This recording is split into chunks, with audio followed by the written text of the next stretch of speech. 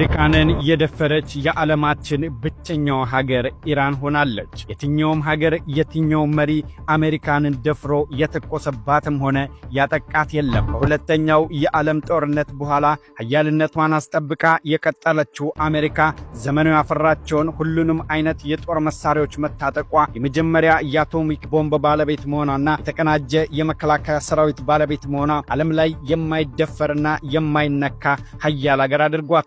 ዓለም ባጎበደደላት ሰዓት የደፈረቻት አንዲት ሀገር ብቻ ናት። የመካከለኛው ምስራቅ ቆራጥ ሀገረ ኢራን። አሜሪካ ያደረሰችባትን ጥቃት ተከትላ አጸፋዊ ምላሽ የሰጠችው ኢራን ጥቃት ከማድረሷ በፊት አስቀድማ ለአሜሪካም ሆነ ለኳታር ታጠቃቸው እንደሆነ ነግራቸዋለች። እንደ ፈሪ ብትር ጨለማን ተገና አድርጋ ከጀርባ አይደለም የወጋቻቸው። እንዲሁም በተቃራኒው እንደ ተቆጣ አንበሳ ያደረሽብኝን ጥቃት ልመልስ ሚሳኤል ልክብሽ ነውና ጠብቂኝ ብላ በድፍረት ለአሜሪካ ደብዳቤ ልካላት ነው ያጠቃቻቸው። ይህን አይነቱን ድፍረት ዓለምን አጀባስ ብሏል። ስንቱ ሀገር በአሜሪካ ሲደበደብ የተቃውሞና የካሳ ደብዳቤ ወደ ተባበሩት መንግስታት ድርጅት የላከ ተጠቃው ተደበደብኩ በሚልበት ዘመን የወንድ ልጅ ተግባሩ በቀል ነው ብላ ዱላውን በዱላ መልሳላታለች።